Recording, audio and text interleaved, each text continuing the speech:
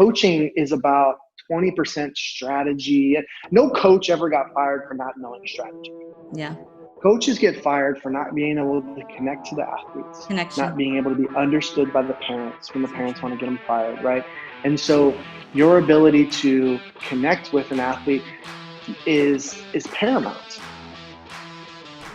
Welcome to Unleash the Athlete, the podcast. My name is James Leith, and today is an interview that I had with Jennifer Martinez. She has a podcast called JMARR Solutions. She's super intelligent. She's got a lot of energy. We actually go to the same church. So we're both from Frisco, Texas, out here at Elevate Life Church. And we just had a really good conversation. We went all over the place. She has kids in sports. She is really big into the fitness world, and we just kind of go all over the place. So I hope you enjoy it as much as I did. There was a little bit of audio issues in the middle, but we got them fixed. Please enjoy my conversation with Jennifer Martinez from JMARR Solutions. Well, hello and welcome to another episode of JMARR Solutions. I have the solutions to your problem, maybe. I have an awesome guest on today, and his name is James Leith. We met at Mastermind in Frisco, Texas, which is an awesome place to live. And he's already on the line. He's sitting there staring at me. He's a mental performance coach, and which really, really excites me because I'm so into that. And we're going to have this is going to be one of my favorite podcasts probably ever. Because I want to jump into his mind, and I want to just like all the things that he's accomplished and done. We're going to talk about and where he's at right now and where he's headed. And he has his own brand, and it's Unleash the Athlete, which is such an amazing, I just love that. It's just like so powerful and encouraging. Just the name is just incredible. Unleash the Athlete. But anyway, he's on. So go ahead and say hi to everyone. Hello, everybody. That's a great intro. Fantastic. It's just okay. Here's the thing, James. My brother's name is James, by the way. I forgot to tell you that. We talked for a little bit before. I like him already. Yes. And my father's name is Jim. So we're real creative in our family. My husband's name is Toby, and so is my son. So we're real creative with our names. When I was young, my father brought me in. I was like 12, and he said, "I need to ask you a very serious question." And his name's James Michael Leith the first, and I'm the second. He goes, and I thought I was in trouble. He goes, "Will you promise me to name your first son James Michael Leith the third?" Aww. I was like, "Yes, I will." So on my quest for a wife, they're going to have to understand that our first boy is going to be James Michael Leith the third. Your wife will love that. Good. Will love All right. that. Good. She will not have a problem with it because she loves you. When we're speaking that into existence because you're not married. Speaking into existence. Yes. That's right. And so we'll find you a good Texas girl. But anyways, I appreciate you so much coming on here, finding the time. I know you're so busy. And right now, let's go ahead and hop into what you're doing right now and how you got into what you're doing, if you don't mind. Can we start there? Because I think that's super, like, I know there's a lot of people that wish they could be in the situation that you're in. So explain where you're at. It's a fun story. I got my communication degree at Fresno State, and then hopped into the corporate world and was kind of coaching on the side, youth sports, and then I coached at the high school level, and then I was strength coaching at the college level. And something in me was like not fulfilled when I was coaching. I loved being with the kids. My favorite coaching was sixth grade girls basketball. It was just the best age and the best sport, and it was just so much fun. And some coach invited me to go and kind of audit his practice. And he asked me to kind of watch it and give him some pointers. And it was in that moment afterwards when we were talking about his practice that I realized I didn't actually like coaching. Not all of coaching. I just didn't like the strategy. Right. The X's and O's. What are we going to do on game day? I'm like, I don't care. Like, let's hang out in the locker room. Like, I want to talk about the bus ride. I want to talk about culture. I want to talk about opportunities during practice to teach leadership and to kind of help them be mentally resilient. And how do we include character into this playbook? And I thought there's got to be something out there that can help coaches do that. And I couldn't find anything. I couldn't find a curriculum that could be merged with the playbook. Because a lot of coaches will think that if I'm going to bring in a mental resiliency coach or a leadership coach, it's got to be in addition to the playbook. And when you're coaching youth sports, which you've coached youth sports, your kids have grown through that, there's not a whole lot. You get maybe 2 hours a week with these kids. And it's like, wait a minute, 2 hours, I got to teach them how to, all the formations, and I got to do this playbook. And you also want me to talk about integrity? Like, there's no time, coach. Yeah. And so, long story short, I figured out how to teach leadership skills, teach mental resiliency skills, but make it a part of teaching the strategy. Because I loved the strategy. I loved the locker room, the bus rides. I didn't care about the strategy. The relationships. So, it's all, the culture. And I remember when I was playing sports, my favorite parts weren't necessarily I loved getting an interception, hitting a 3-pointer, getting on base. Like, I loved all that stuff. And those days are gone when an athlete can do all 3 of those things in 1 year, right? Yeah. But it came down to, when I was in high school, my dad said, you can either have a job or be on a team. So I just went from sport to sport to sport. I wasn't good at basketball, but I was on it. I wasn't good at wrestling, but it made me a better football player, better running back, volleyball, I made that by the skin of my teeth and just by effort. I was terrible at volleyball, but I still made the team. And so I learned through all those experiences that the actual playbook wasn't as important as the players. So what I do now with Unleash the Athlete is I teach coaches and I educate administrators and parents how to give the game back to their kids by using sports to actually teach leadership. By using sports to teach character and mental resiliency. And it's funny, a lot of times I'll get a parent who says, I want you to teach my kid to be more mentally tough. And then I'll ask them, well, let's just replay the last 10 minutes of life. I saw you get out of the car, grab your player's bag, walk with your player to the dugout, hang up his bag, pull out a bat for him, and then hand them the bat. First of all, what are you doing in the dugout? Get out of the dugout. It's the kid's sport. And this is an actual story that happened last year. 20 minutes later, this kid, he's at shortstop and he misses the ball. And his dad's like, come on, be more tough. And I'm like, you've ruined him. There's no way he can be tough. He's never done anything hard in his life. And so then I look back on my past and I'm like, okay, when I played baseball, I had a paper out because my dad said I'd pay for half of anything you want. And I needed new cleats.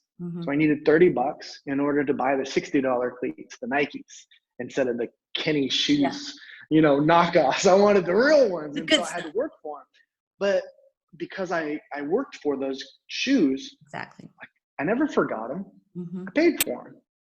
And so with mental resiliency, when we talk specifically about parents, is we've taken away their ability to become resilient by putting a pillow underneath them. And so coaches have this 1 hour opportunity every day or so to teach mental resiliency. It's dang near impossible. Right. And so I've come up with a couple strategies to be able to do that. And that's how I spend most of my time. It's so true. Because I'm a parent and my daughter's 21, made it through all, high school, playing junior high, all that. Right. And then, I love how you said made it through. It was probably very difficult. So the more, I think the more gifted an athlete is, the more adversity they hit. And what I think is sad is some of those parents these days, especially living in Texas and being in this area that we live in, they have more so they can give more. And I don't always think that's the right thing. Okay. So what I'm saying is like you said, gone are the days that kids can play all 3 sports, in high school or whatever. Because they're playing select and all that. They're giving their kids they're doing it from a place of love. They want to help them, right? But what they don't realize is they're actually hurting them because they're fighting their battles for them. They're not letting them feel pain. They're not that's what you're saying. And that was my biggest deal with my own kids is, especially with my daughter, because she was one of those kids that was really young for her age group. So she turned the age like she turned 14 like right before school started, her high school year, and she was the starting setter. So 14 years old, most kids are in 8th grade, and she's on the varsity starting, and she had to deal with a lot of jealousy, okay, because there were seniors and junior, people that were 16, 17, 18 that were like, who are you, and Right. and I never saved her from that. It was hard though to watch. It was hard. And I never went to the coach and said, it's not fair the way these girls are treating her. I said, if this is the position that you want and athletically you're able to do it, but now you need to become mentally tough. Like, you need to do this. You go to the coach, you go to those girls, you stand your ground, you fight for yourself. And that was the best thing I ever did for her. And I think a lot of parents miss that. Absolutely. They want to come in. It's coming from a good place. They don't know. They don't realize that they're hurting their kid because they think they're helping them, right? And it's also motivated by wanting to be liked by your kid. Yes. Oh, and I can't. So you want your kid, right? But you want your kid to be like, look, I got your back. I'm fighting for you. But then they go out into the real world and they're like, I've got all this experience because I played sports and every team and everything. And then they get a boss who's promoted 3 levels above their capacity to actually lead. And so they're just some big bully. And they've never had to deal with this kind of adversity before. Mm-hmm. So they crumble. Yeah. And it really hurts them later on in life if they're not able to figure out, how do I traverse these waters? Mm-hmm. How do I get around? Like, how do I fight my own battles? Right. I would have my parent meeting, because I still coach. My first parent meeting, I let them know, I will never speak to you about playing time without your child standing right there. Right. And they will ask the questions. If your kid is sick or if they have to miss practice, they are excused if they call me. Right. I don't care what it is. I can't find my shoes. Have them call me. Mm-hmm. Because the kid doesn't want to lie to coach. Mm-hmm. And so, but what I teach coaches and what I do myself is I use those opportunities to teach how to talk to an adult on the phone. Yeah. So Sarah calls me up and she's really struggling to talk. And I use this as a moment. I'm like, all right, Sarah, so I want you to hang up and then call me again. Let's try this again. And it's a train wreck. But what she sees is that, like, I'm working with her, mm-hmm. and that the coaching hasn't ended. It's not a practice, but it's on the phone. And so now she's not afraid to call an adult. Yeah. Like, that's a great skill to have, because now you don't agree with a grade you had on your paper. You don't have mom call. Go talk to the teacher. Yeah. Most of the time, the teacher's going to tell you, oh, great, thanks for talking to me and not calling your mom to talk to me. Let's deal with this. Yeah. And so these lessons that you're teaching, because you're the coach and you're the most influential person in that kid's life at that moment, Billy Graham talks about that, right? And so you create these moments where these kids are able to kind of peek into adulthood, mm-hmm. kind of pull the curtain back, like in The Wizard of Oz, like, it's just a creepy old man behind the curtain who's scared as you are to talk on the phone. Right. So let's do this. But it's those little tiny moments that's what the kid remembers. Mm-hmm. Not what the score was in the championship game, not where you went to pizza afterwards. It's these little tiny moments where coach showed me that he cares about me. Yep. And let me tell you, when I interviewed my son's coach, and my son's in a senior year in playing football. And we were talking about parent involvement at the high school level. Now, he goes to 5A school here in Texas, so it's basically a religion, as you know. Football here is it's like no other. Like your colleges don't have, or universities don't have the facilities and prestige that they have in high school here. And if you're at 5 and 6A level, you're playing against D1 athletes. It's a lot, right? And so I was talking to him and I said, my son's junior year, we transferred him to this school that he's at right now. So last year was really tough because he took a senior's position and all the seniors hated him. And it was really, really, really, really hard. They were like hard on him the entire season. It was very tough. So I was asking the coach, I was like, when my son would come, did you know how bad it was? He goes, I knew it was bad. I didn't know how bad it was. I wish you had said. That's what he says to me, right? Have I lost you on my story yet? Because I tend to go all over the place. So he said, No. Well, see, I played football, so I understand all of this. I was pulled up as a freshman to play at the higher level. So like, I get this. Yeah. Yes. And you get, it's hard. It's rough. Right. And it's not like anyway. So I said, did you ever hear from me? And he was like, no. I said, did my husband ever come in this office? And he was like, no. I said, he goes, why didn't y'all? I said, did you ever see my son? He goes, yes, we had several meetings. I said, that's why. And then he said to me, he said, those senior parents were coming into my office every week going, why aren't you playing my son? Who's this new kid? Blah, blah, blah. Right. And so he's getting hated on by adults now too. Right. And so they're feeding the narrative to their sons. Like, well, you deserve this type attitude. And he said to me, he said, though, those boys that were doing all that, they had offers to go play, and none of them could, once that adversity hit, stuck with it. He said they were handicapped by their parents protecting them. Exactly. Thank you. And he said, your son's the kind of kid that's because every freshman goes through it at that, at the next level when you're in college, that's going to be able to go, I recognize this. I know how to deal with it. And I know how to manage it. And he said, and that's the difference. And so I was like, but I'll tell you, James, I was bawling at night for my son. I was crying and praying to God because he loves this so much. And it was so painful to watch. And that, I think, when we try and save our kids, we're obviously hurting them.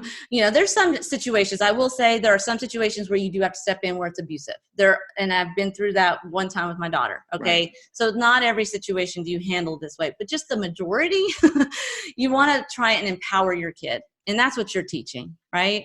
Which I appreciate. Well, yeah. Well, thank you. And I want to applaud you for not avoiding your pain, and let him enjoy the pain. Mm-hmm. When I say enjoy, it's an investment into the future. Right. Because the pain was hard. And when you said, okay, sometimes you go too far. Now let's talk about bullying. Like, if there's no bullying, there's no Steve Jobs, there's no Bill Gates. Yep. There's a lot of leaders, there's no a lot of people. Yeah. Right? There's a lot of people. Yeah, like even Tony Robbins was bullied when he was young because he hadn't grown yet, and so his mom beat him and poured soap down his throat. And so we want to take away bullying, and it's just like, well, there's some bullying that kind of motivates you. And when you're a young kid, you're a freshman or a sophomore, and you're coming in, and all of a sudden you're starting, like your daughter was the starting center. Well, she's going to get picked on, and that's jealousy. Where it becomes a problem is now when they start slashing their tires and stuff, like, talking about her online. Like, okay, there's a limit, right? But the bullying doesn't stop with kids, right? We're in a bully culture. I agree. We've got bullies at the highest level of government. We've got bullies at church. We've got bullies, and the other thing is we have teachers who are bullies too. But I look back and some of the bully coaches that I thought were bullies at the time were the best coaches I had. Yeah. Because they were just like, that's not good enough. Right. You need to do better. Like, why aren't you yelling at anybody else? Because they don't have the potential you have. Well, let me tell you, this isn't fair. But I remember as a kid being like, it's not fair. And the coaches were like, yeah, I know. Let me tell you a quick story. So this story changed my life. I was a 7th grade flag football player. And I played flag football for my school. And then our school joined a bunch of other schools for like Pop Warner. And it was Wednesday, and I didn't do my homework. And my coach came up to me. He was like, Jimmy, you're not playing on Friday. And I'm like, Coach, I have to play on Friday. He goes, why? I go, because we're playing Avila, and they're the best team in the league. He goes, yeah, we are. I go, and I was super arrogant. Yeah. If I don't play, we're not going to win. He goes, you're probably right. And I was like, oh, well, just do something. He goes, you didn't do your homework. That was your decision. You're not playing. And I was like, okay. So we get to the game on Friday. I'm on the sideline, and I'm given no responsibilities. I can't help at all. And we lose. And as I'm picking up the cones, and I look over at Coach, and I'm like, hey, Coach, should have let me play. He goes, look, I don't want you to be misled. you are 100% the reason we lost today. It is your fault because you didn't do your homework. So don't let that ever happen again. I never missed another sports event the rest of my career because the consequence was there. He fulfilled it at the cost of a loss. And I think these days, if he would have told me that, he would have got fired. Like, what do you mean you're going to blame my kid for losing? It's like, it was my fault. I was at a small school, and it makes it easier to be the best athlete around. And in retrospect, I happen to be pretty talented. I peaked at 8th grade. That was when I peaked, 7th grade, I was still pretty good. But because he followed through on that, that's the adversity I had to overcome. And made so you amazing. I made a decision. And I told my dad about it. He was like, you didn't do your homework. End of discussion.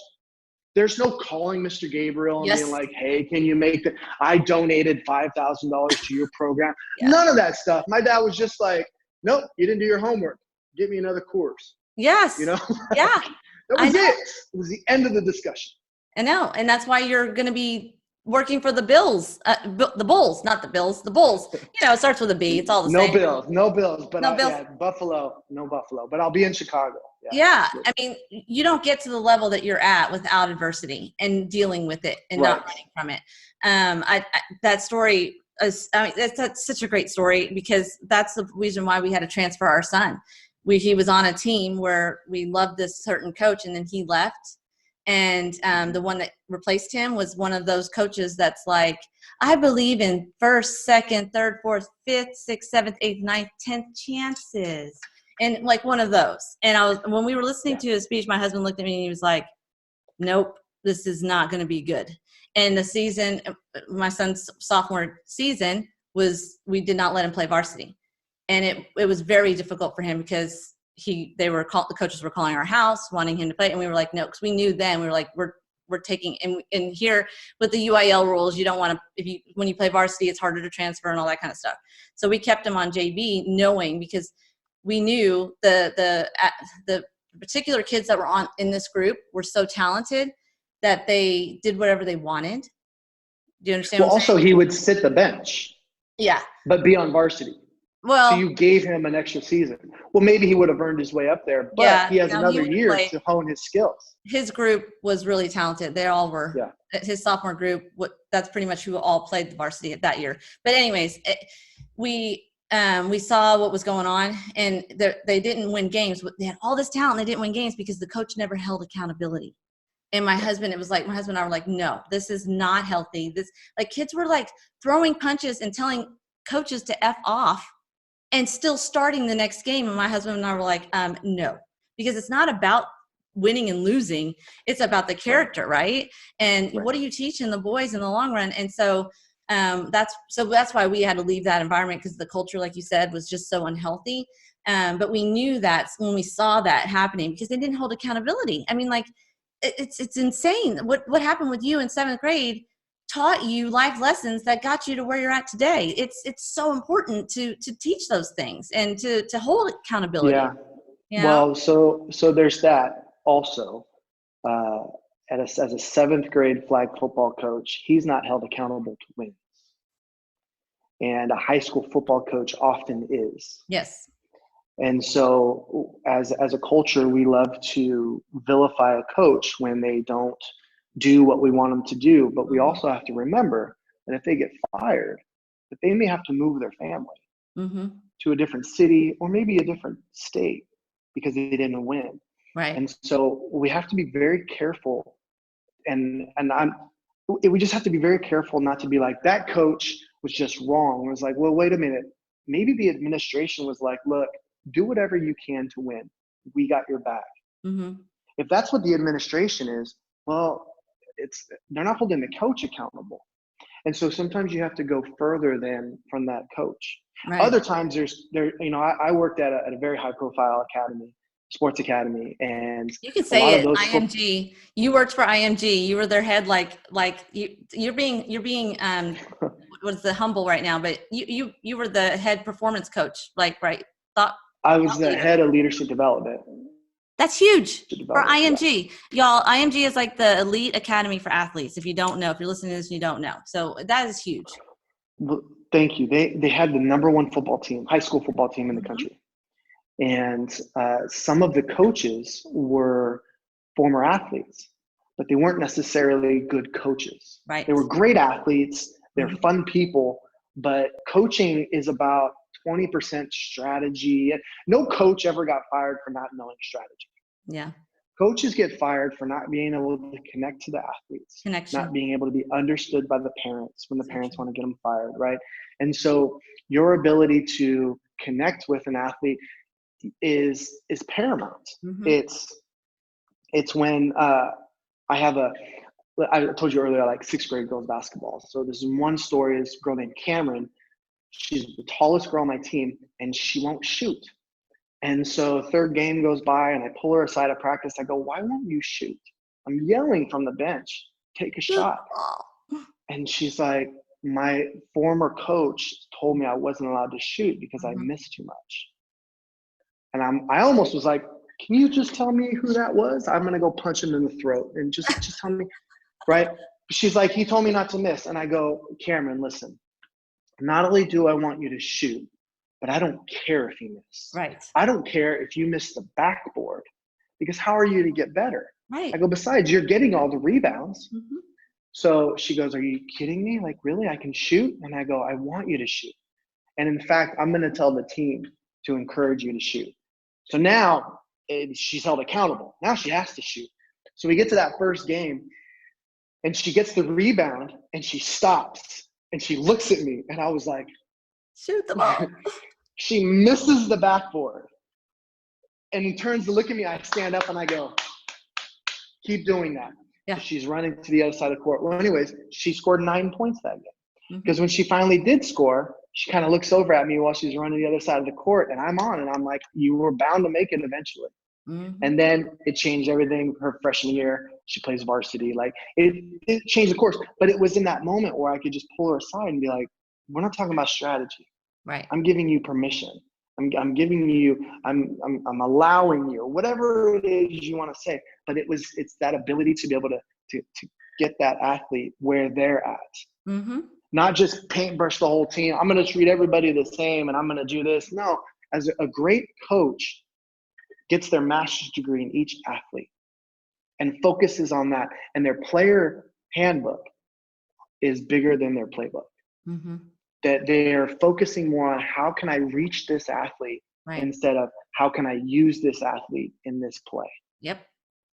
Character is everything, and relationships and culture and all these things. This is so good. That's what we actually did before transferring my son. We went and met with the coach, and that was my number one question was, do you hold kids accountable? Because we do in our home. Like I was talking to one of our mastermind. I had him on as a guest last week. Anyways, we were talking about that, and I was telling him how I'm one of those moms that I'm crazy, like there's like good mom, and then there's wacko, like crazy mom comes out whenever when I get angry, with the kids over my son. So I always tell him, I'm like, okay, because he was going to homecoming, and I said, so the rules in our home are, we take your car, we take your phone, we take your life, we take your door, we take, we take everything away from you. We will make your life a living hell in this home if you do something bad, if you do something wrong, that is wrong. I said, most kids get this. They get a slap on the hand. I said, so what it does for him though, is it when he's hanging out with the boys and he's, they're all trying to do that cool card, thing. And they're going to do something. It gives him an out. Because he can say, you know what, my mom is crazy. She may be tiny, but she is mighty, and she will ruin my life. And my father is standing behind her going, yep, take it all away, And I like my car. I like my freedoms. I like my phone, those kind of things. And it makes it easier for them to be hard on them. Does that make sense? Absolutely. I mean, I remember when my father was like, look, you get drunk at a party. This is in high school. He was in college, so he had different rules for me, right? He was a little more lax. He goes, you don't drive your car. Because if you get pulled over and the police take your Jeep away, I'm not going to pay to get it out. Yep. But you can call me and I'll gladly come pick you up, or I'll get you home somehow. So I tested it one night. It was like 12 o'clock and I had been drinking. I go, Dad, I need a ride home. He was like, give me the address. I'll be there in 20 minutes. He came and picked me up. And the next morning he's like, let's go get your Jeep. Thank you for not driving drunk. Mm-hmm. Well, I did It that was with my simple daughter. because then it's gone. Like once it gets taken away, it's absolutely gone. He's like, I will not bail you out of that situation. You just won't have a car. And I live 13 miles from school, so I'm not getting a ride with friends. And there's no Uber in the 90s. No, there was not. That's awesome. So, okay, you and I connect on that level, and I could talk to you all day long. I really could. I mean, I want to work with you. We got to do something together. How did you get to be a leadership or a thought leader or like a performance coach for a professional team like the Bulls? Like, how did you get there? Like, that's crazy. That's awesome. Well, thank you. When I was younger,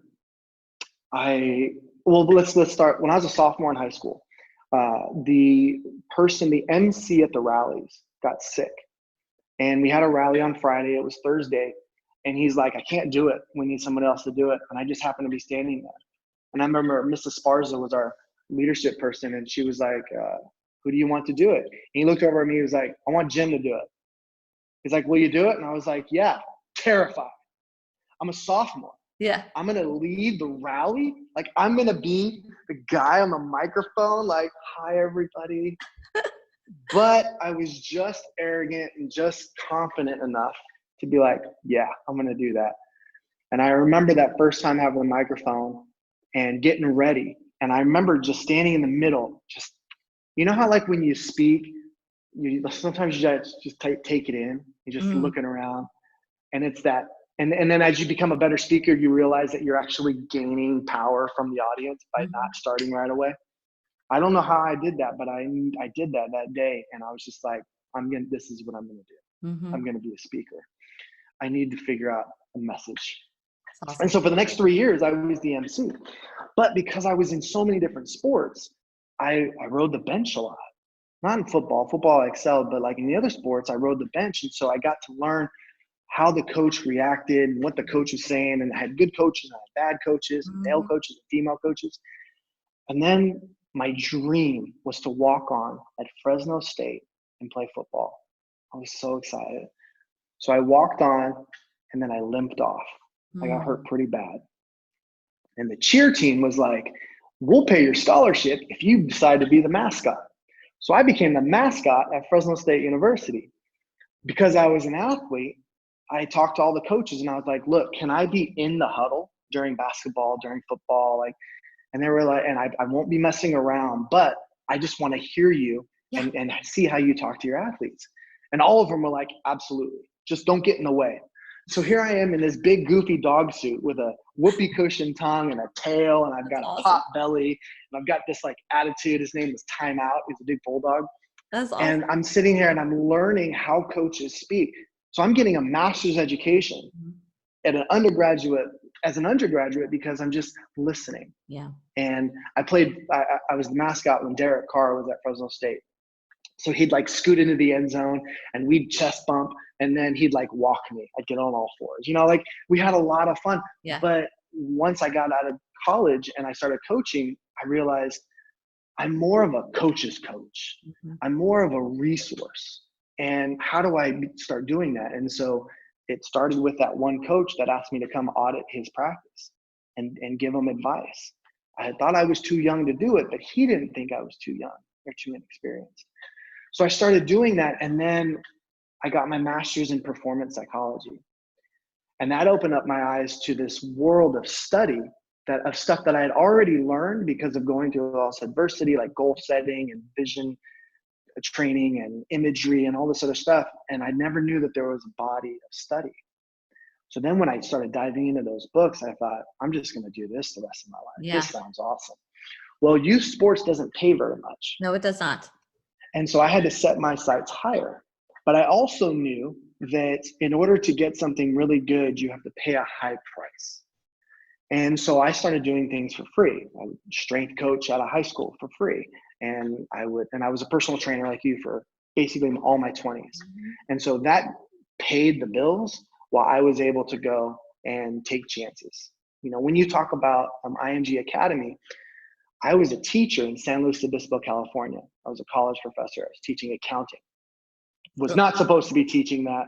Never took an accounting class in my life, but I was one chapter ahead of everybody else, and that's all that mattered. That is So awful.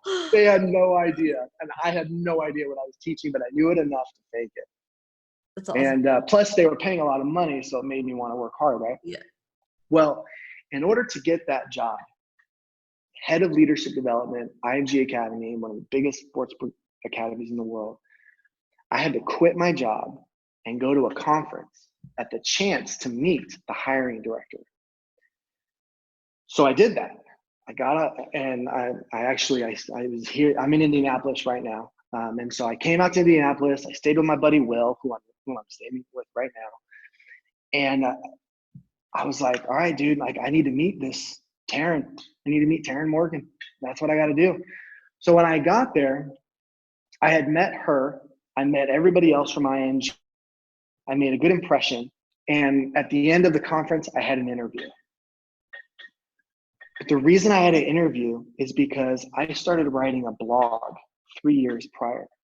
I was super active on social media, talking about sports psychology, talking about leadership. Mm-hmm. I had been on podcasts. I had been on YouTube channels. And so by the time I got to that interview, I had a body of work as a foundation. I had a master's degree. And so when I get these calls every couple of weeks or every week or so, I'm like, how do I do what you're doing? Like, you need to have started 3 years ago. Yeah. Because if I invite you on stage with me tomorrow, you're not ready. Right. Because you don't want to make mistakes at the highest level. Yes.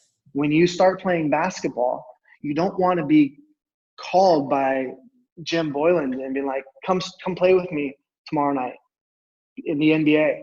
No, you probably want to start in middle school. Mm-hmm. And you probably want to work your way through high school and AAU, and then you want to go to college, and then spend a couple years maybe, on the bench or in the G League and develop. And that way, when you come in, you don't make a complete fool of yourself on the highest stage possible. But I learned that from John Maxwell. John Maxwell would be like, people would come up to him all the time. All the time they come up to him, how do I do what you do? He's like, well, let's go back 40 years. Mm-hmm. And, you find a woman who is going to build you up and be the most important thing in your life. And then you go and get invited to be a part of the biggest Baptist organization and say, no, go to a failed church and make it huge. Or even our pastor. Yeah. Our pastor was tapped on the shoulder by Billy Graham. And he's like, you know what? I'm going to go build a church in Frisco. Yeah. And so how I got to being with the Bulls is I said yes to every opportunity I possibly could at the middle school level, at the high school level, at the college level. And I was happy where I was. Yes. Where I wasn't working with, I wasn't a strength coach for San Luis Obispo High School thinking if I could just get to Cal Poly. Right. And when I got to Cal Poly, I wasn't thinking if I could just be with the Niners, mm-hmm. Which is because of the area, it's an easy progression. And so being all in where you're at will lead to other opportunities. I agree. And it'll lead to more opportunities because you probably don't want to say yes to the first one because the second one might be better or the ninth one might be better. So find something that you're good at the level you are right then, and then build from there instead of being like, Mr. Maxwell, Dr. Maxwell, can I speak with you tomorrow? It's like, and these days, you get on stage and fail, it could take you years to recover. Yeah. Because that's all. Or you could spend those years doing it, building up to that point. People always remember the failures. It's crazy, And I've got huge failures out there, but I've got a lot of successes. Yes. I agree. I gave a presentation a couple of months ago that had I have gotten the feedback I got from that presentation a few years ago, I may have quit and never done anything ever again, but because I was seasoned, quote unquote seasoned, I was able to take that feedback and go, all right, well, my intention was different than how you received it. Right. So let me watch the tape, figure out why you think I said what you think I said, watch the tape and realize I didn't say that. They heard that. How can I change it next time? Right. That's awesome. Right. But that only comes from experience. Yeah. That happens on your first speech. You're never getting up in front of anybody ever again. Yeah. Yeah, true. Yeah, it's okay to fail is what you're saying, but It's a requirement. when you're It's not in, just okay. I totally agree. I It's fail every a day. necessity. So, okay. So you're a believer. I'm going to go here Yes. with you because I'm a believer. I'm very bold about my faith mainly because I'm not a very good person. And so I need God. I need him in my life to make me a good person because I'm just, it's just it's how I roll, nothing good happens unless he's in it. And so, but I've also taught and coached at public schools and at private, where you have a little more freedom to teach your faith. How do you implement your faith without it being like too pressure on, like you have, how do you implement that into your knowing how powerful our God is and how awesome he is and the principles and things that we know and from the kingdom mindset that we have, like the John Maxwell, stuff, which is amazing. How do you implement that in a situation like the Bulls? Like, how do you take those same things and without offending people? How's that? Is that a good question? Yeah, so I think people are offended when they get kind of blindsided by your faith. What I mean by that is, like, if you've created a relationship and you're doing this and all of a sudden you're like, hey, I'd like to talk to you about Jesus. You're like, wait a minute. I didn't know you were a Christian, or, I didn't sign up for this, or they get really mad about it. Okay. So the way I go about it is, because it's not just religion, there's race, there's gender, there's background, there's so many different things. And so culture. I started, where like I grew up in Fresno, California. That's not a big deal to anybody unless you grew up in Fresno. Then you're like, wait a minute, did you grow up north of Blackstone or south of Blackstone? And if you grew up in Fresno, that's a big deal. What side of Shaw did you live on? But sometimes people are just like, oh, you're from California. Like this is a total random story, but I was a karaoke host on a cruise ship for 9 months, which shouldn't shock you very much. That is so random. Long story short, I went on the cruise. I got into a competition, won the competition. They offered me a job, and I said, why not? So I worked on a cruise ship. That's awesome. And my pastor at the time was like, this could be the dumbest thing that you've ever done. I was like, or it could be the best thing that's ever happened to me. Yeah. And it really was, because it turns out on a cruise ship, the only place you can get privacy is in the chapel. So I was in the chapel all day long, just reading my Bible. No one would ever bother me. That's awesome. So, but there was a reason why. Oh yeah. So when I was that karaoke host, I was the only guy from California. I was the only person from California. So they had very specific ideas about who I was. And so I could be like, yeah, I am the surfer boy with 3 girlfriends and I surfed a class and all this other stuff. Or I can be like, oh, you know what, California is very diverse. So the way I start, let's bring it back. So the way I start a presentation with a team is I go, let's get some things out right now. I'm a 39-year-old white dude. So that's how I see the world. However, I've had a lot of interesting experiences that I'm going to try to share with you. I am a believer in Jesus Christ, but I'm not here to convert you. That's good. But I need you to know that I see the world through a rule book that I call the Bible. And that I'm not going to judge you for hating the Bible or hating a pastor when you grew up. Like, none of that stuff. I'm going to be as unbiased as possible.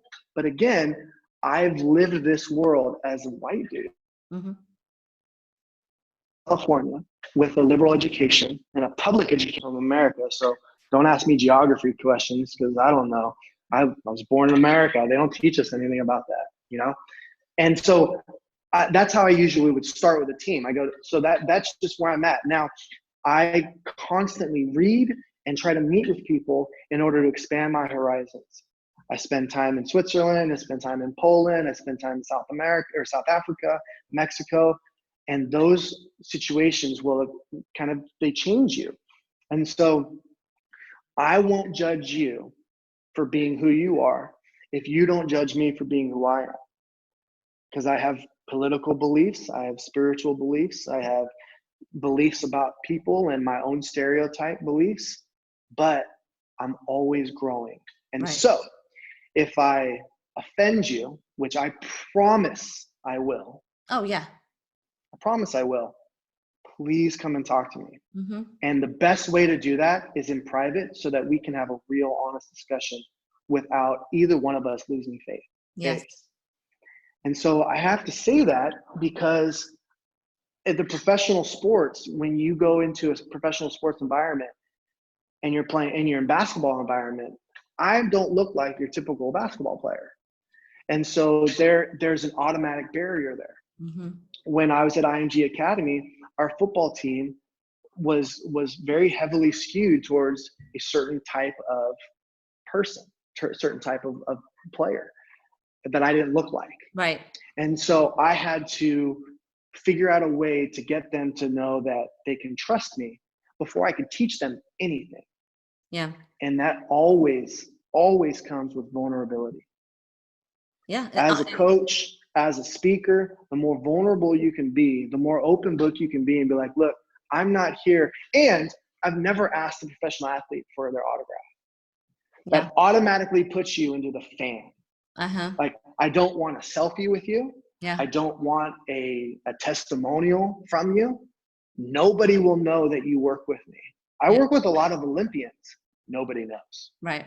I don't put it on the website. Mm-hmm. I guess I kind of told people now, but you don't know who I'm working with. Right. But the only professional athletes that people know I work with is because they said, I work with James. Mm-hmm. And even then I tell them, let's just not do that. Because the older I get, the less I feel like I have to prove myself to anybody. Mm-hmm. You know, so you go to my website, it's not very glamorous. There's a couple testimonials on there from some high school stuff. But when it comes to the professional aspect, there's an interesting thing about professional athletes. Can you help them right now? It doesn't matter what your educational background is, how many letters you have. Be like, coach, if you can help me right now, I'll hire you. Yeah. And there's always, and when Michael Jordan hired, I'm forgetting his name right now, but he was basically like a strength coach and a mental coach, Tim Grover. When he hired Tim Grover, Tim was like, look, I'm not going to help you become better, but there's probably about 3 to 6% that you can improve on. And I'm going to work hard to find it, show it to you, and then you're going to get 3 to 6% better. Yeah. Because you're already the best basketball player right now.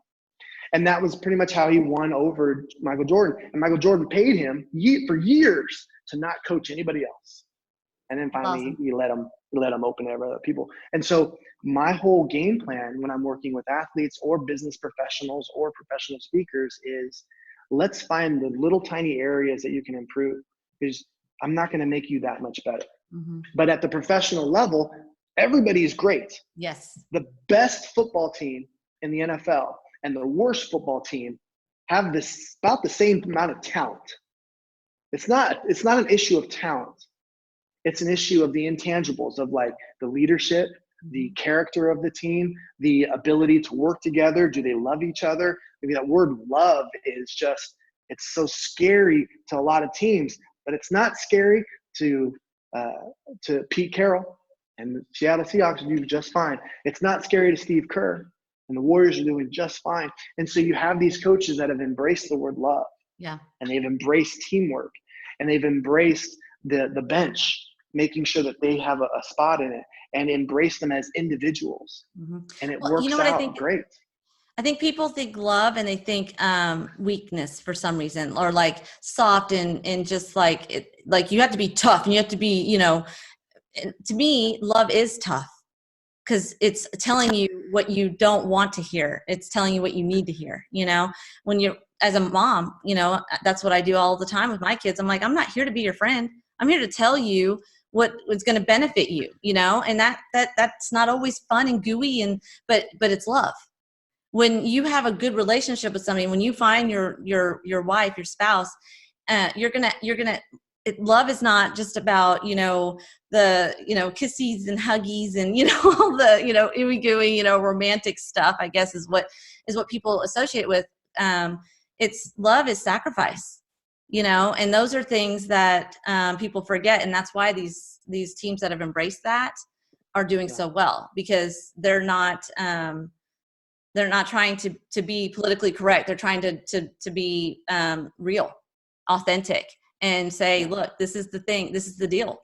This is what's missing. And people don't like that. But I think athletes, we function at a different place where we want to get better. So we do like that. And so when you come too soft, and so that's why they're thinking love is soft, maybe that's why it's. Well, so I'm 39 now. I started coaching when I was 19. And so that's 20 years of coaching, 6th grade to the professional level.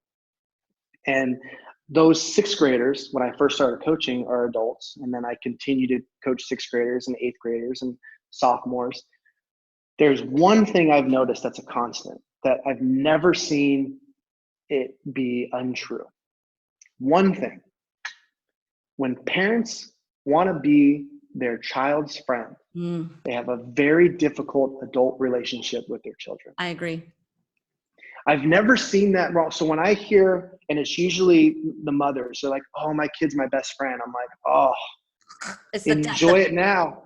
Enjoy it now, because that kid is going to resent the heck out of you for not loving them enough to say, no, you can't have that. Because it's just, I've seen it time and time again that the parents that are like, look, I'm not here to be your friend. We have an entire life to be friends. Once you move out of the house, then we'll be friends. Until then, I'm going to raise you to be a great adult. Exactly. And you're going to hate me. You're going to think I'm a bully, but you're going to realize that I loved you more than anything in this world. And when you were out there and you thought I was being mean, I was in my room crying because it hurt so bad, because all I had to do was make a phone call to make your life a little bit easier. But if I had been the parent you wanted me to be, you wouldn't be the man or woman that you are today. Totally agree. That is so good. That's golden. I'm going to take this section and put it on my Instagram. You are my heart, man. I tell you, because that's what it's true. Like in the midst of it, I have said that to my kids, because it is so hard with social media and influences that are constantly, see, like when you and I got in trouble when we were kids, we couldn't go to our phone or to, anything. We just had to sit there and be like, this sucks, where they have other influences. We're like, well, my parents would never do that. And so that kind of thing, it makes it even harder to parent these days with that kind of stuff. And I just say, I don't care. Those parents can say and do whatever they want with their son. I love you, and this is how it is, so you got to just stand your ground. My husband's a cop in Plano, Texas, and he's a sergeant. So he's got people that he helps and works with, and kind of like a coach leadership, right? And I remember him coming home when he was just new to the office, being an officer, and my son was like 5 and 6, very strong-willed, redhead. Very, very big. We knew he was going to be a big boy. So we were really hard. Our discipline was really strong with him. We knew we had to. Anyways, so I won't bore you with all the details, but I remember one time him doing something and my husband had to spank him, and he was just like, I'm not going to be getting a phone, having to call the cops when you're 13. Because I can't control you because I didn't discipline you now, and that always stuck with me. I think that parents, like you said, want to be their friend and because they love them, but it's the wrong kind of love. To me, love is sacrifice, and it's sacrificing that. Well, it's transactional. I'm going to protect you so you don't feel any kind of pain, so that I don't have to feel any kind of pain. Yeah. And then the kid is older and they don't have the tools to be an adult. They don't. If you're carrying your kid's bag at 10 years old, you're emotionally stunting their growth. I agree. Like it's crazy to me. I think it's my generation a lot. I see that, and and I take. It's hard to say. Like I've seen it and grown up with my kids through it, and I've seen where my generation doesn't want our kids to suffer, and it's like. Maybe because they suffered. I don't get it, but it's something, I think it's a little different, and it might be different to some people, but our generation, if you were born in the late 70s and the early 80s, we're known as the latchkey generation, right? Where we had babysitters because our parents wanted to work so hard because their parents were from the 60s and didn't work and we're doing all this stuff. And they're like, I'm going to work. And so you see this pendulum, right? Mm-hmm. So you've got our grandparents, they worked their tail off. or no, wait, our grandparents, they didn't work a whole lot because they were, doing drugs and the sexual revolution, all that stuff. So then our parents were like, we're going to work. Mom and dad both had jobs a lot of times. And the kids, us, would spend time in daycare and babysitting. And so then when we grow up, we're like, our kids, we're going to be there for our kids because our parents weren't there. And so now we're there, except now we're being called helicopter parents, Yes. lawnmower parents. We're there so much. And I've never met an athlete that said, I'm really glad my parents come to every game and yell at the ref because it just makes me play so much better. Like no kid ever says that. And then you ask the kids when they quit, let's talk about esports. The number one reason kids quit sports and play video games is because mom and dad aren't there going, try harder, get to the next level, go get that magic orb, cross the rainbow. They're like, they don't want to have anything to do with it. The kids are like, finally. And when I got hired by the Dallas Cowboys to work with the esports team that they purchased, I found out very quickly that these professional gamers, some of them had played sports. All of them quit because of their parents. Not because it was hard, because they were just sick of being yelled at. Yeah. They were sick of refs. And the refs that are still around, we don't keep refs very often or very long these days because we're so mean to them. We treat them as subhuman, even as adults though. And so what we can't do is blame youth sports, because you can watch Barstool Sports on Instagram and you can see people yelling at refs and you can see people yelling at coaches. You can see these are adults. The same argument when people are like, oh, all these kids are on their phones all day. Really? Go to a coffee shop. All the adults are on their phones too. Yeah. It's not just the kids. And the kids are going to learn the behavior. You remember when we were younger, there was that commercial and it was like this dad walks into the bedroom and he's like, where did you learn how to do these drugs? And he goes, from you, Dad. I learned it from watching you. You remember that commercial? Yeah. That was like, I remember that commercial from younger. And we're going on low power mode. I remember that commercial, and it's the same thing. Like these kids are learning sideline behavior from their parents. We're good to go. I love technology. We're back online. This is so great. This is so great. I'm glad I got you before you took off to head to do your new job. Because this recording wouldn't even happen. So I'll deal with technical difficulties all day long. And I'm glad that you're healthy now too. So we were talking about behaviors. I was going to tell you one of the best things that ever happened to me as a mom. My daughter was playing sand volleyball at the junior Olympic level. Can you hear me?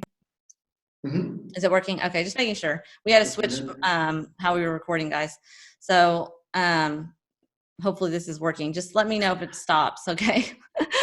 But she was playing at for the at the junior Olympic level, okay, sand volleyball. And at that level, you don't have coaches. I mean, you have coaches in practice, but you don't coach during the game, right? So you coach, it's self-coached. It's 2-man, okay? And she was having a rough game. And I was saying everything that she was doing wrong. Okay, like how is that helpful? It's not, right? So I'm sitting there and I'm like so hard on her because, as a parent, when you're sitting there in that moment, you don't realize how you sound, okay? And so that's why I'm sharing this story.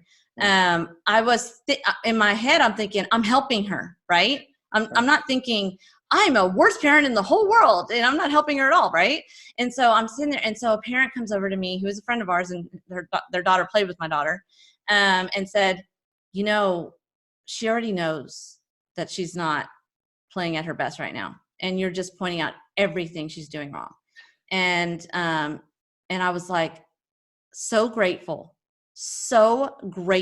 that parent had the courage to do that and tell me that. And that from that day forward, because she was like 15 or 16 at the time, so she was really starting to get into that stage where it was really important for me to make sure that I was transitioning with her, because she's my oldest. I had coached her since she was, like you said, 6th grade. Basketball was my favorite year with her.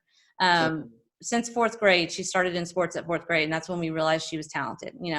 We didn't know, and basketball was her first love. Volleyball became it later, but it was her. She was an incredible basketball player. I think she regrets not playing it her senior year, but it was one of those things going off to college. Anyways, so let me go back to my story.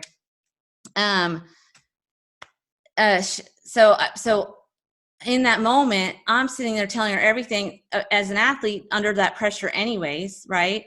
They're already beating themselves up. They can't get out and move on to the next play because it's just a constant. And then I'm constantly reinforcing how terrible she is, right? It doesn't make any sense. Well, I like to call it, I call it doing her homework. Like you were doing her homework. You were giving her the math answers, which means when you're not there, she's not going to be able to have this self-reflection of, oh, okay, where was my feet? And so when I teach self-talk, which is a very important sports psychology foundation, I teach them, what kind of questions are you asking yourself? Mm-hmm. And so if an athlete is asking themselves, let's say they're playing soccer and they miss the goal. And the question that they ask in their head, because we talk in questions in our head, is, why do I suck? Why am I horrible? Mm-hmm. Well, those are very bad questions because the answer, you're not going to really want to know the answer. Oh, you suck because you're short. You suck because you're ugly. Well, we speak to ourselves so badly. It's so bad. So what I teach is ask better questions. Where was my foot placement? Where was my head pointed? Because those are things that you can fix. Mm-hmm.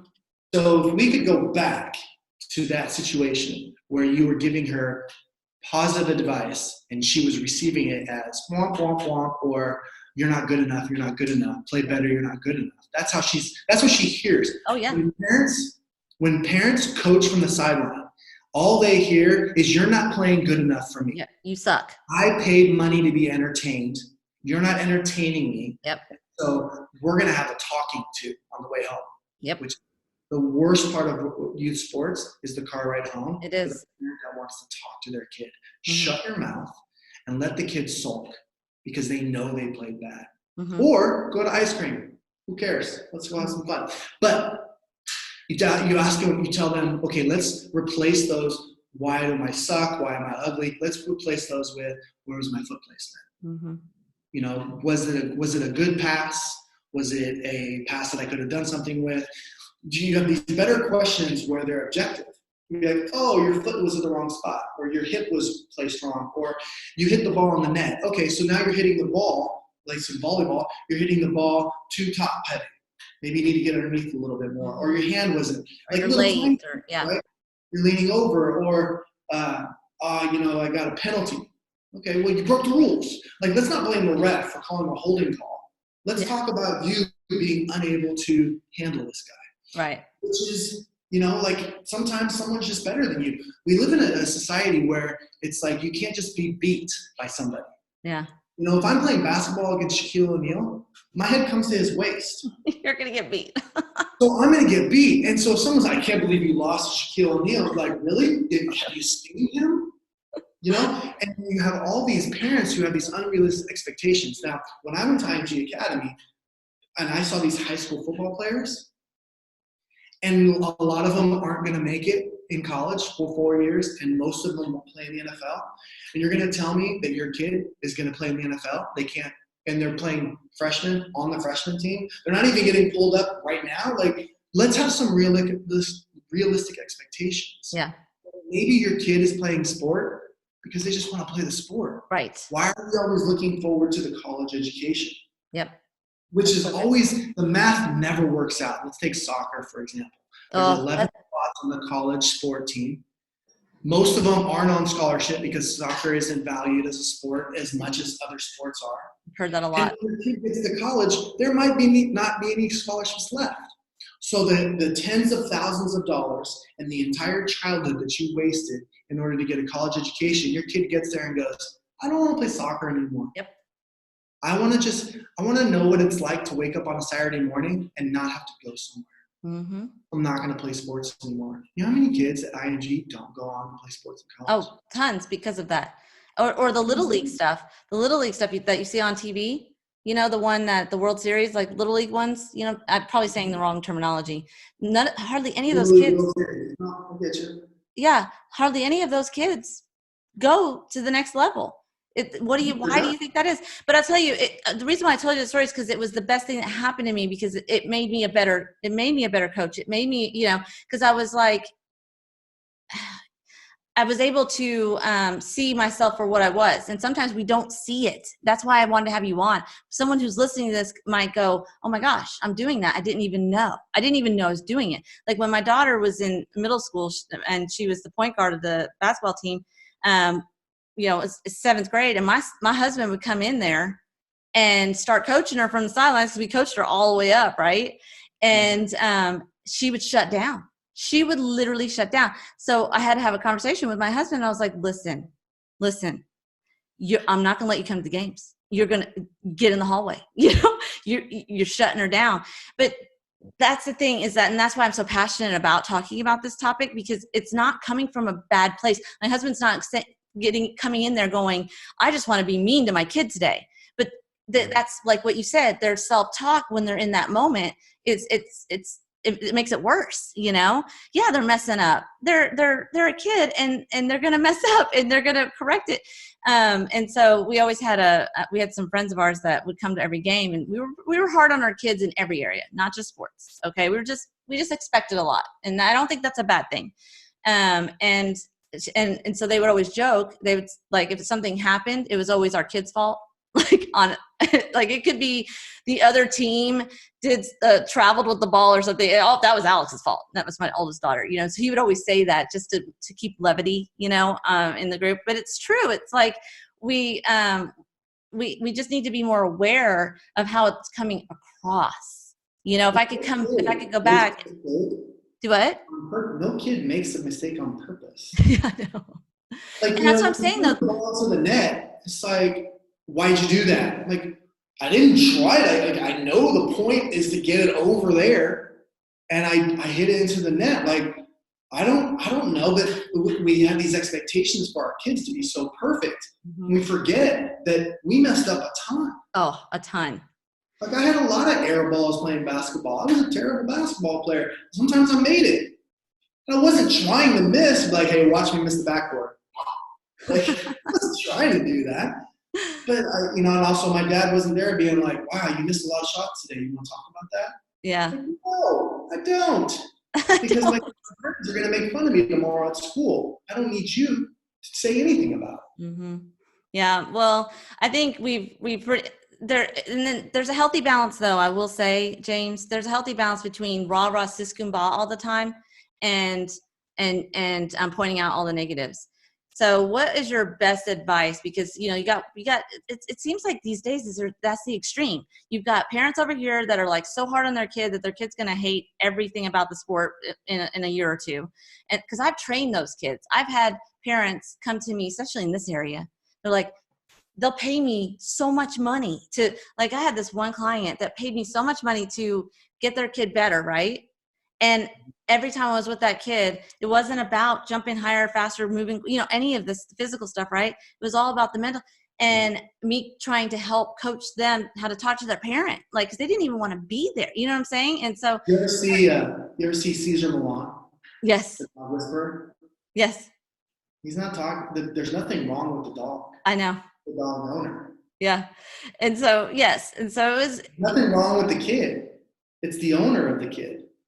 Well, and what's interesting is when this one certain particular situation that I had to tell the parent, your kid doesn't want to do this anymore. That's a hard, because I'm losing my job saying that to them, right? I'm losing in sense, if you think about it, right? But the kid's gaining a child. Yes. It's like, okay, you don't understand right now. And they were pissed at me. They were mad at me, but later on, they came back and they go, now we see what you're trying to tell us, but I knew at the time they weren't going to be able to do what? They won't even ask their kid, do you want to play? Right. And then we put them in these situations where it's like, what do you mean you want to quit soccer? We paid for the entire year. Yes. Well, that's your fault. You shouldn't have paid for the whole year because there should be an end to it. And when there's an end to it, I can appreciate it because I miss it. And then I can't wait to get back to it. Right. I agree with that. Once you have a club sport coach who makes all of their money through club sport memberships, they're no longer someone you should ask advice about. Yeah, it's so true. Because they're going to promise you all these scouts are going to these tournaments. No, they're not. There's too many of them. There's not enough coaches to go around scouting all these others. No scholarships being handed out at a youth sport event. It's certain sports you do kind of have to. Right, but when they get found out, those coaches get fired. You're not supposed, I know girls soccer, you're supposed to be able to talk to these 8th graders or whatever. But what is that teaching them? Oh, no, I'm not saying that. I just meant like once you get to your junior, senior year. I'm not talking about high school. Oh, okay. I understand that. I'm talking about youth sports. Yeah. I'm talking about all these tournaments. The sophomore year, absolutely, there are scouts there. Yeah. But before then, your kids should be playing as many sports as possible because there's no such thing as a baseball family. Your kid might be a basketball player or a track star. Yeah. Or a wrestler. And if you're going to handicap him or her just because you have a preference for what sport that you want to watch on the weekends, right, you're the problem. Yeah. Oh, I agree. My husband played baseball all through college, and my son played baseball and loved it. And when he his sophomore year, when he realized he was going to really put more energy into football, it was like we told him all the way going up, you don't have to play baseball. I love it. Okay, then play it, And nowadays, the way it is, the baseball coach at this school we're at now was like, look, man, you're wanting to play football at the next level. So as a junior, this is when he quit, he played up until then. Yeah. He's like, he gave him good advice. He said, listen, you can come, you can be on this team, but you're going to hurt yourself in spring football. So it was, That's actually a year I tell people they should specialize. Yeah. I think we're doing it too early. I agree with you totally. All my kids played every sport up until junior, senior year. And track is one of those sports that I think every athlete should play because of the mental toughness that you have to, it's just you in that line, and people like the mental toughness that you have to do a race or anything in track. Cause it's a lot individual. Even if you're on the relay team, you still got to start it off. I think that argument can be made for any individual sport. I agree. Tennis, even golf. Any team sport athlete could learn a lot from an individual sport because now they can't rely on other people. Right. Well, a lot of coaches tell my son that he has some of the best footwork they've ever seen for football because he didn't just play football. He was a pitcher. He was first baseman. He was basketball. He was a point guard. He was a base guy or whatever that, 3 and 4, they change it up all the time. Whatever. That's the most obvious thing to me that parents just ignore. Yeah. I've spoken to many, many college recruiters, head coaches at the best universities in America. They are all looking for multi-sport athletes. Hey, give me some of the, hook me up. Toby Jr., his name is Toby Martinez. No, I'm just messing with you, man. I'm teasing, but you're right. I've spoken, and when I was I was in Florida, those guys and girls would come through and they were looking for, I know you play this sport. What else did you play? And even IMG gets a bad rap. They're like, oh, you're single sport athletes. Like most of them came as multi-sport athletes to focus on that one sport. Very rarely is someone coming in from basketball or from football or from baseball that haven't played any other sports. Yeah. And if you think about it, if you've played baseball, nothing but baseball up to your senior year of high school, and you go into college, what else can you learn? Yeah. And I've heard coaches say that. I got nothing else to teach this person. And then they're so focused right here. If adversity comes, there's no improv. There's no, I learned this other skill in basketball or in track or whatever. It just any sport that can take you away from your primary sport is going to make your primary sport better. Yeah, I agree. Like a soccer player who plays hockey, now they have 3 sticks because they know how to use their 2 feet. Yeah. It's awesome. I mean, the transfer of skills can be in any sport. And coaches at the college level are looking for that. Yes, they are. Thank you for saying that. So talk to my moms, talk to my dads that have kids that are in sports. And what's your best advice? I mean, we've gone over a lot of it, and I think most of it is just let them go through pain. But what's one of the 1 or 2 things that you can leave with them that will, how to coach them better in the home and from the sidelines, I guess, Is that too complicated of a question? Well, the best advice I'd give them is not to coach them. Yeah. You know, the best athletes out there, the LeBron Jameses, the Tom Brady, like all these huge athletes don't coach their kids and refuse to. And I think that's the best advice. And so if you have to coach, because my dad showed up to a baseball practice and then one day was my coach. And he was just like, I didn't want to do this, but I'm your coach. And he was terrible. But there was nobody else. And so you got asked to do it and there was nobody else to do it. There's two things. Number one day I was coaching football and one of my athletes was like, look, my mom's on drugs. I need a place to stay. And I was like, done. Come home with me.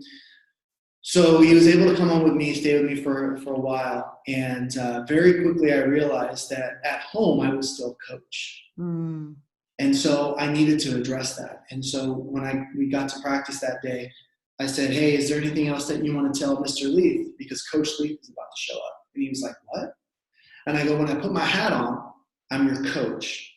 And Mr. Leaf is gone until after practice. And he was like, okay, no, I'm good. And as soon as I put the hat on, I was like, how was your day? What's going on? You ready for practice? And he saw it. Then after practice, as we're walking to the car, I was like, Daylon, you have anything you want to tell Coach? He's like, no, I'm good. Took my hat off and I was like, how was practice? And he was like, oh, Coach was a jerk. Just like, trying to like test it. And I was like, tell me about it. He's like, no, practice was good. And we didn't talk about football. And so having that break of I'm your coach at practice and at home, we're not going to talk about it unless you bring it up. Right. And I'm going to talk to you about it, not as coach. I'm not going to talk about starting lineups. If you want to go play catch or whatever. But I'm dad. I'm mom. And you'll find that your kid will actually want to talk to you about it. Yeah. Because and then, you're not bringing it up. And then also they'll bring it up when they want to talk about it. And when you want to talk about it is irrelevant because it's not your experience, it's the kid's experience. Yeah. And so you have to remind yourself that. That's the first story. The second story, I was in Starbucks and I watched this mom. She's got a hot chocolate in one hand and she's got a mocha in the other. And her kid's trying to zip up his jacket. And she's standing there by the door just waiting. And I could tell they needed to get out of there, but they're just waiting. And he's like, I can't do it. She's like, try again. And he's trying to zip up his zipper and I can't. And he starts like, I see a little tear come down. And I'm like, this is the best parenting I've ever seen. Because she's just standing there. She can put both of them down, do it, and then leave. But she just holds this coffee and that hot chocolate. And then finally when the kid does it and zip, tears go away. He's like, Mommy, I did it. She's like, yeah, you did, champ. Let's go. Yeah. And they left. Now that kid's probably not going to remember that story. But it's probably not the only time when she's going to let him have some self-efficacy and learn that he can do it. Then it's going to be a little difficult, but that when he does it, that look of jubilee. Yeah. Just imagine your kids and they achieve something and they look at you. Mm-hmm. We rob ourselves. We do. Now, I'm not a parent, but as parents, we rob ourselves of the joy of our kids achieving things. I agree. By taking away those opportunities and zipping up their jacket. Right. Instead of waiting 30 seconds, which is nothing in the grand scheme of things.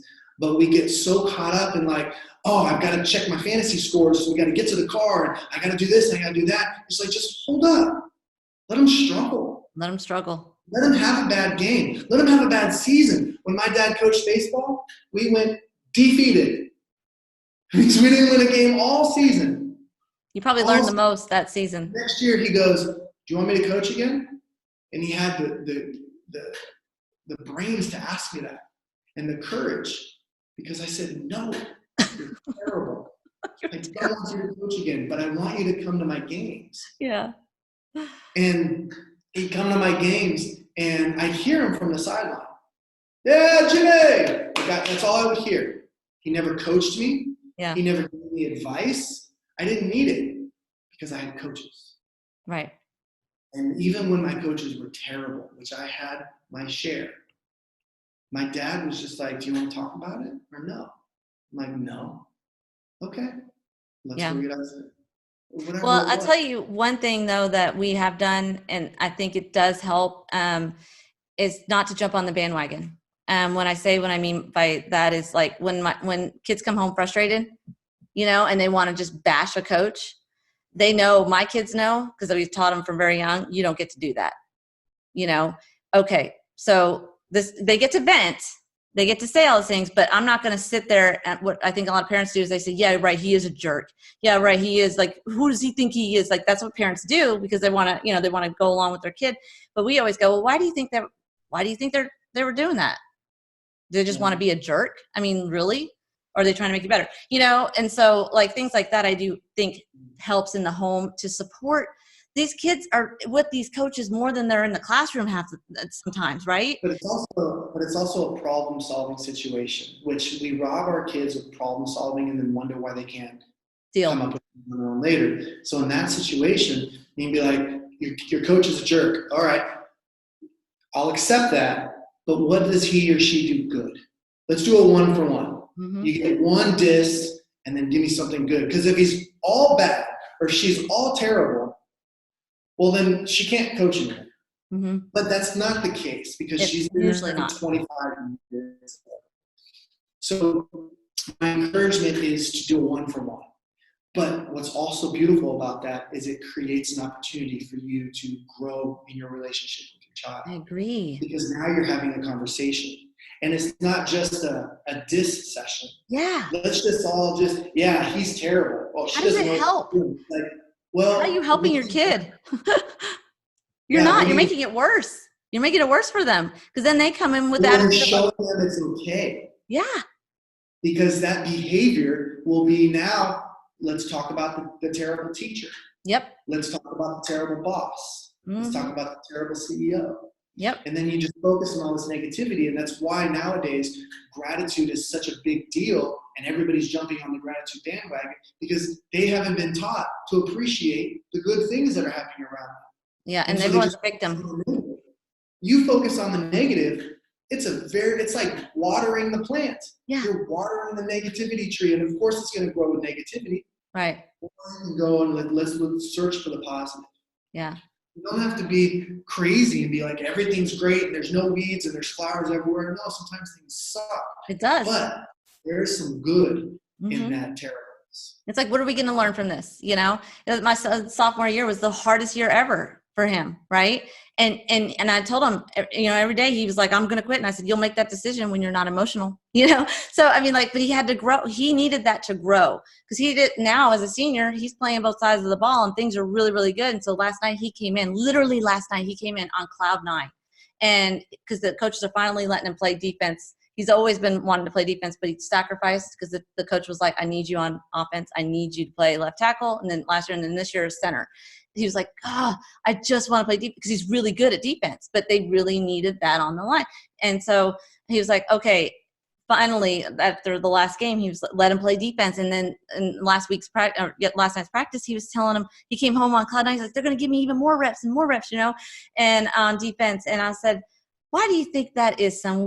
That you're in this place, and we took him back. We were like, remember all this? This all prepared you to be strong enough to handle it. Most coaches at the 5A level will not let an O lineman play nose guard. They won't. And the coach wasn't letting him. And he said because the coach said, you're going to get hurt and I need you as my center. And he said, if we play in fear, coach, if we play in fear, we're never going to win. He's like, you got to play me. You got to play me. So he fought for it. But all those things that he went through, James, I know, got him to that level where he could have that confidence in that conversation and know that he was able to fight for himself in that way. If we had just swooped in and made it easy for him, I don't think he'd be in the place that he's at today. And I mean, he's got a lot more trials coming. Trust me. I know it's not over. The stakes are higher the older we get. Right. And when we're kids and we have to have those awkward conversations, we feel like it's the end of the world because we don't have experience. And it's not a 1-for-1. It's not, if we let our kids struggle at those younger ages, they struggle better. Mm-hmm. Ray Dalio in his book Principles talks about his definition for success. Struggle well. Mm-hmm. That's his definition. That's awesome. And Pastor Keith said that a couple of weeks ago too. Yeah. And that the definition is, if you can struggle well, that's success. And it's nothing to do with the scoreboard, and has nothing to do with money in the bank or, people or it's everything with like, can I go through trials and tribulations and find the good and become better and use that as my story? Because at the end of the football season, every team ends with a loss except one. Mm-hmm. That doesn't mean that those teams suck. I hate it. I don't hate very many things, but I hate when I hear a sports program talk about how, we weren't that successful this year. We only made it to the third round of playoffs. What? You made it to the third round and you weren't successful? What's wrong with you? Yeah. That is success. Well, we were supposed to win it all. Okay, so let's just paint the season as success because, you had the ball rolled the wrong way. Yeah. And just put you out of the game. Like the Saints last year, they had a terrible call at the end of their last game, and it was obvious to everybody except the refs. They didn't go to the Super Bowl because of it. Are they not successful? Right. Because of that one bad call? They were uber successful. Right. It just happened to end at that moment. Mm-hmm. Yeah. No, it's good. I think we learn more when we lose. Absolutely. It's absolutely. Yeah. And as adults, we need to become better storytellers about how to interpret the meaning of the losses. Mm-hmm. When I'm coaching, I coached a team and we played a football game or a football season. We lost every game that season. We had to redefine what success was because we were just in the wrong division. Everybody was bigger. Like realistically, we were not going to win. So now I need to figure out, okay, what's success? And how do I keep these kids engaged? Because the other teams are just more advanced than we are. Yeah. That was successful. That right there. Because that's what the next year, these are sixth graders. The next year, they didn't move them into a different division. And those seventh graders demolished the other team. See, it paid off. Awesome. At the banquet, I was like, at the end of the season, we lost every game. I'm like, who's going to play next year? Every kid stood up, and I was like, okay, let's go. And I got to watch on the sideline, and they were the same kids with the same talent, but they had way different hearts, and they destroyed teams. Mm-hmm. They didn't grow very much. They were still outmatched, but they didn't lose. Mm-hmm. Heart will win. Oh gosh, heart and hustle will win. Will beat talent any day. I've seen it. I've watched it. We just had a game last week that happened. I was like, wow, but that happens through adversity. That happens through, having pain. That doesn't happen without pain. And, you can't, y'all, if you hear anything today, let your kids suffer some. And it sucks. And it's not easy, but it's so worth it in the end. It's so worth it, as long as it's not abusive. I have to say that because I know there are some situations where you do have to step in as a parent. They're very far and few and in between, but there are some, unfortunately, so I don't want to just paint like every picture that you should support every coach. I think it's not supportive enough. I don't think we support coaches enough. But there are situations where it's unhealthy. So have some discernment, I guess, on that, right? Oh, are you frozen?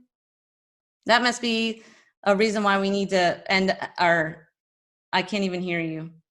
So, okay, so we're back, even with technical difficulties. So James, I've taken enough of your time. I appreciate you so much. I love your energy. And can I tell you how much I appreciate you speaking into the lives of our youth and even professional athletes. But for all these years that you've done that, you've made such a difference and impacted the world in such a great way. And so I just want to, just encourage you in that and just know that truly is a ministry. And I don't take it lightly that you took the time to talk to me and my listeners. I want to honor you for that. And I just appreciate you for being an amazing coach and for just loving people. And that means teaching them things to persevere and to, that it's okay when for things to suck and to persevere through it. I wish my daughter and my son both could have been coached by you. Okay. So you're called Unleash the Athlete, which is amazing. How do people get in touch with you? Like, like if they heard this and they're like, okay, I got to get to know this guy, like, what's your next thing? Oh, and also I want to know what are you doing next? What's your next teaching? I think you're going overseas or something. Like, what are you doing? Always. I got a lot of things going on, but Yes. so the best place is jamesleath.com. And my last name is Leath, Leath. That's kind of the hub. You can find everything there. The thing I'm most excited about that I've just recently started telling people about is as a coach, you need a coach, right? Like you're a coach, but you have a coach. Mm-hmm. I'm a coach. I've got a couple coaches. And what I've found is that high school and collegiate athletes are looking for the things that I teach. Yeah. So I'm actually starting up an athlete mastermind.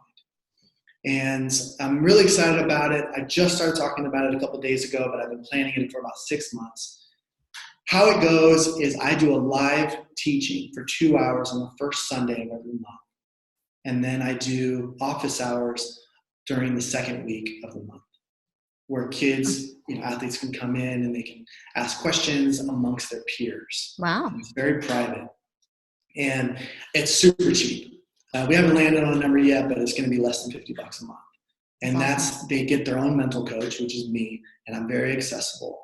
And when I do the live coaching, it'll be in a boardroom where I'll actually have a team in there. And then also my buddy will be on the digital stuff and answering questions. And so it's going to be, no one else is doing it for athletes. Yeah. And so I'm very excited about that. Yeah. That's starting soon. So if you're interested in that, you're going to want to go to jamesleath.com or utathlete.com, which is my website for my business. I'm really accessible on Twitter, on Instagram. My name is just my handle. I don't have a cool JMARR handle. How's that going? The transition? Transition's going okay? Transitions are always fun. JMARR Solutions is, it's fun. We're doing good. And so those are my big things. With the Athlete Mastermind, there's a lot of courses that are going to be released very soon. There's a lot of coaching courses. I do a lot of teaming with other people. So you have coaching courses? Is that what you said? I have one coaching course. It's called Team Building Activities for Athletes. Okay. And it's just my background of doing all these activities. It started as 52 activities. I think we're at 68 or maybe 70 activities, because once you buy the course, I just keep adding to it. That's awesome. And so the coaches get all that new stuff. And it's improv. It's drinking games from college that I've used in practices to kind of reset their mind. But it makes practice fun. Also activities to get the kids to share, to build culture. Mm-hmm. Trust. Things I'm excited about. Trust. Yes.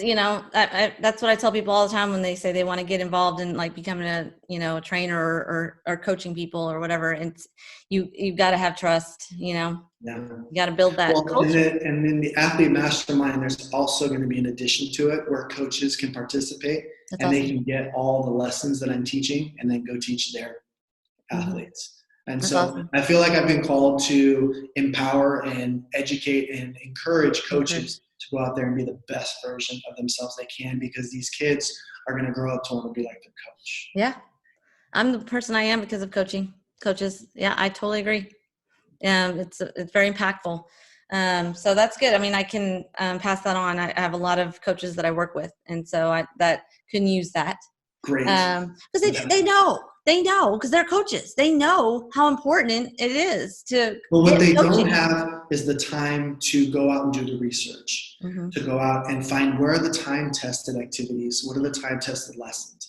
And so what I bring to the table is I'm out there doing the research. Yeah. I'm meeting with different coaches. And yesterday I was at an professional ultimate Frisbee practice, because the coach was like, how do I make this more efficient? And I had 2.5 pages of notes. And this guy's been coaching for a long time. And I was just like, there's so much wasted time. Here's this and here's that and here's this. And I mean, it was just such a blessing to be able to do that. And, I can't wait to see his next practice. That's awesome. And that is a blessing. Thank you for saying that. It's a blessing to be able to do what you're passionate about, because God put that in you. Let's be clear. If you've got gifting, it's from above, and since we're believers, we can talk about that. And how do you honor that? You honor it by blessing others with it. So thank you for blessing my life today. And thank you for coming on. And I know it's exciting times for you. I mean, it's so exciting. And I see us together someday doing something. I don't know, because I think our energy is very similar. I got age on you, but that's it. Our energy is right. It's like our pastor, his energy is like insane. Like I've never been around anybody that can keep up with me. And that man would probably pass me up. Yeah, come on, let's go. Come on. Gotta get around this corner. Oh, I just love him. And I appreciate you. And so thank you so much. So we got all the information that we need to leave on. I'm going to be putting your info in the show notes. Yes. Yeah. I'll send you all the links and stuff. I'll help you out. I didn't know you were on Twitter. My son is on Twitter. I'm going to have him follow you because he was so excited to hear that I was going to have you on, so that's cool. If I can do anything to serve, let me know. Give him my phone number. I'd love to talk to him. Oh, that's really sweet. I just thank you. See your heart. I love your heart. Thank you. All right. Well, that's it. Let's wrap it up so that you can actually go do what you need to do and charge your phone and spend some time with your friend, which is awesome. And we'll be in touch, Absolutely. All right. So bye for now. Bye for now. Thanks for listening. My name is James Leith. You can find me on Instagram or Twitter @JamesLeith, or you can shoot me a text, 805-242-2575. Remember, there's an athlete in all of us. Unleash the athlete today.